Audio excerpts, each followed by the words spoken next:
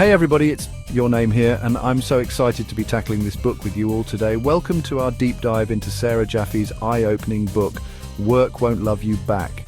So we've all heard that saying, do what you love and you'll never work a day in your life. It sounds nice, right? But Jaffe is here to tell us, hold on a second. This whole idea that work should be a source of happiness and purpose, it's kind of a trap. Over the next few chapters, we're going to unpack all of that. Let's get into it. Okay, so Jaffe jumps right in and she starts by dissecting this whole love your job narrative. And she makes a really interesting point, right?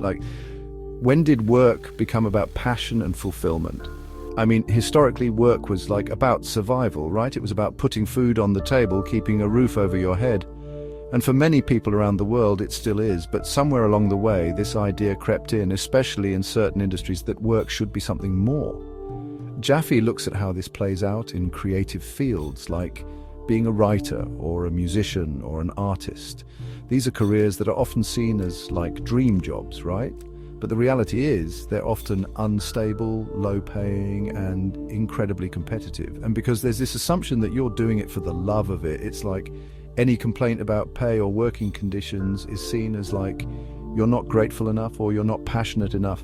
And it's not just the arts, right? Jaffe talks about how this passion trap also plays out in caregiving professions like nursing and teaching.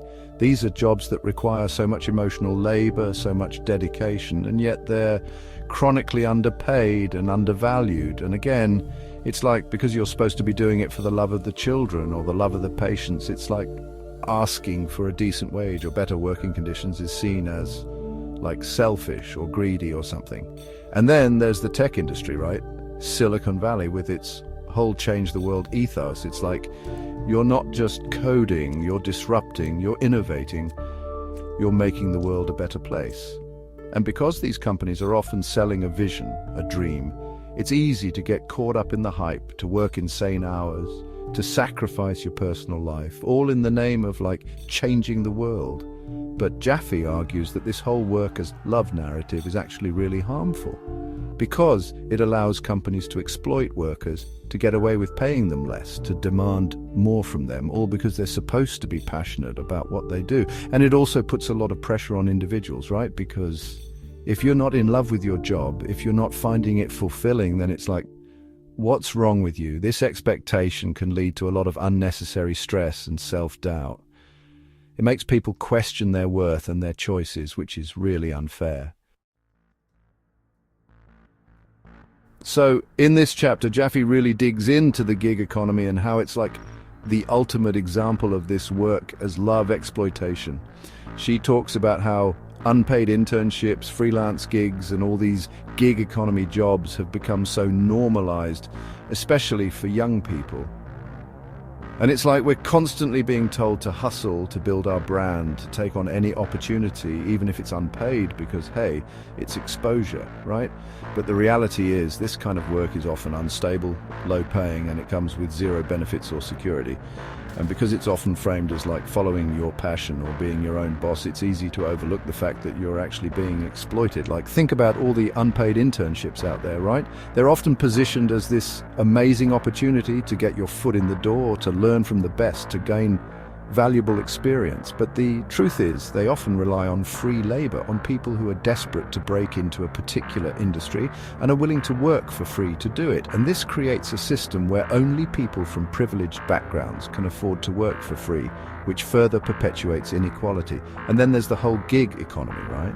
Uber, Lyft, TaskRabbit, Fiverr, the list goes on and on. These platforms promise flexibility and independence, and for some people, they do offer that. But they also often come with low pay, unpredictable hours, and no benefits. And because you're technically an independent contractor, you're not entitled to the same protections as traditional employees, like minimum wage or overtime pay.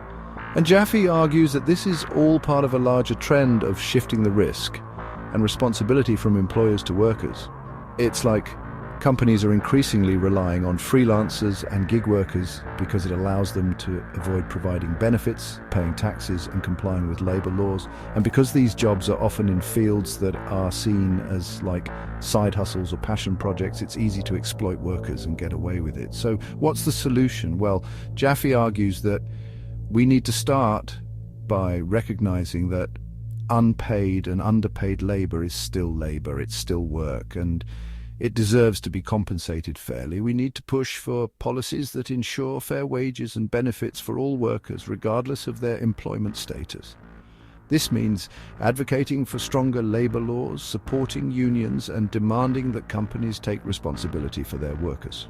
Only then can we begin to address the systemic issues that allow for the exploitation of unpaid and underpaid labor. Chapter 3. The Emotional Toll of Labor. This chapter, guys, this one really hit me hard. It's a deep dive into the often unseen and unspoken aspects of many professions. Jaffe dives into what's called emotional labor, and it's something that's often overlooked, especially in jobs that require a lot of, well, emotional investment. It's not just about the physical or technical tasks. It's about the emotional energy that goes into these roles. We're talking about teachers, nurses, social workers, therapists, even customer service reps. These are the people who are on the front lines, dealing with human emotions every single day. These are jobs where you're not just performing a task, you're also managing your own emotions and the emotions of others. It's a constant balancing act that requires immense emotional strength.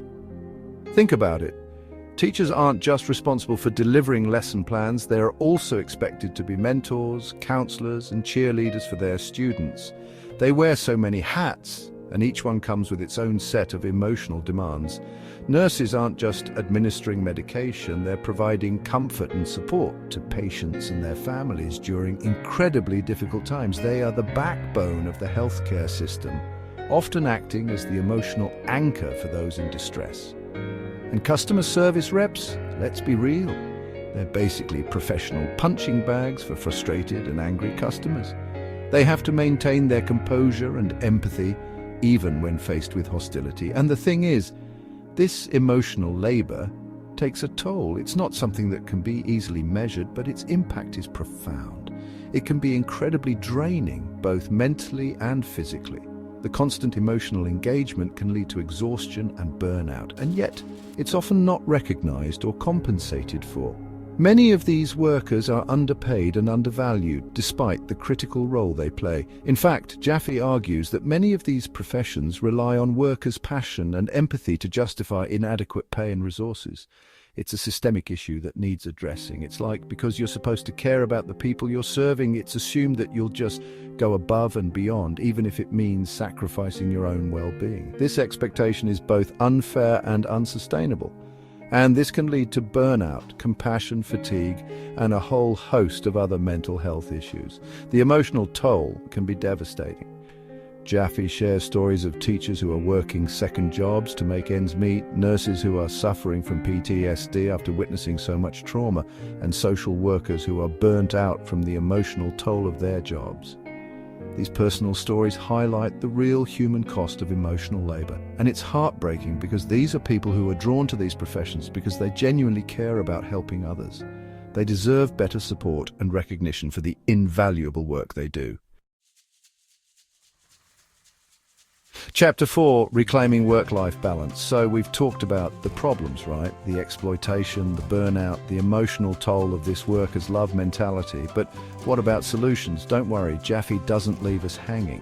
In this final chapter, she offers some really insightful and honestly hopeful ways forward. First and foremost, she argues that recognizing the problem is the first step. We need to dismantle this idea that work is love, that our jobs should be our entire lives. It's okay to have a job that you don't love, a job that's just a means to an end, and it's definitely okay to prioritize your own well-being, your relationships, your passions outside of work. Jaffe talks about the importance of setting boundaries, of reclaiming our time and energy. This might mean saying no to extra projects, setting limits on our availability, or even, dare I say it, logging off after work hours. And it might also mean redefining what success looks like. We've been conditioned to believe that success equals hustle, that we need to be constantly grinding to be worthy. But Jaffe encourages us to question that narrative. What if success looked like having enough time for the things we love? What if it looked like prioritizing our mental and physical health? What if it looked like having strong relationships and a sense of community? Jaffe also talks about the importance of collective action, of organizing and advocating for better working conditions for everyone. So that was a lot, right? This book really makes you think, but I want to leave you with this. Thank you for joining us in this exploration of Work Won't Love You Back. It's a powerful reminder that we deserve more than just a paycheck. We deserve respect, dignity, and fair treatment. Remember, work is transactional, not a source of unconditional love. It's okay to have boundaries, to prioritize your well-being, and to seek fulfillment beyond your job. Don't forget to like, comment, and subscribe for more insightful content. And let me know in the comments what you thought of the book.